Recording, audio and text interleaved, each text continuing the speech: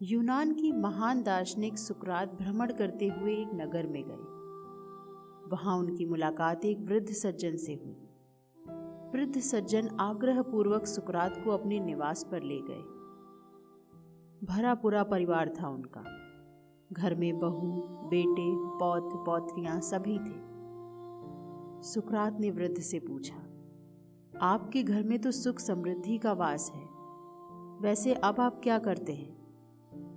वृद्ध बोली, अब मुझे कुछ नहीं करना पड़ता। अच्छा कारोबार है जिसकी सारी जिम्मेदारियां अब बेटों को सौंप दी है। घर की व्यवस्था बहुएं संभालती हैं। इसी तरह जीवन सुखपूर्वक चल रहा है।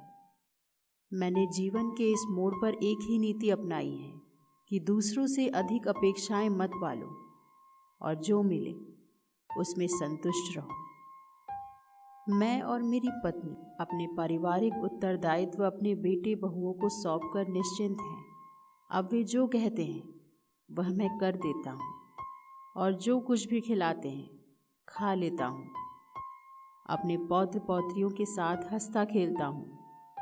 मैं बच्चों के किसी कार्य में बाधक नहीं बनता। सुकरात बोले, पर कभी तो आपका मन करता होगा कि वे आपकी बात माने या सुने।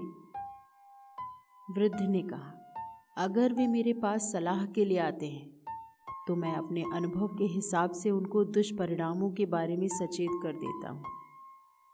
अब वे मेरी सलाह पर अमल करते हैं या नहीं करते, यह देखना और मन व्यथित करना मेरा काम नहीं है।